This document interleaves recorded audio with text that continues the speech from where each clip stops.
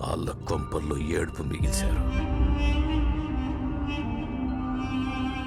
ఊళ్ళో జనానికి ఒంట్లో బాగోకపోతే ఆ మూలికలు మందులు వేసి నయం చెయ్యొచ్చు. కానీ ధర్మస్థలి బాగా లేకపోతే దాన్ని నయం చేసే మందు కానీ సత్తా కానీ మీకు లేదని తెలియదారా? ధర్మస్థలిలో అలాంటి దుర్మార్గాలు చేస్తే పుట్టగతలుండవు.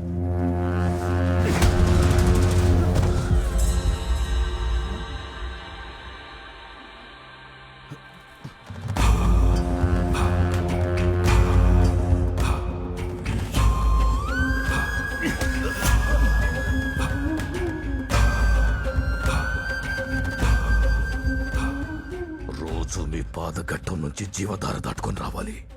పొడవలు బోల్తా కొడితే ఏడవడానికి శాల్తీలు కూడా దొరకవు.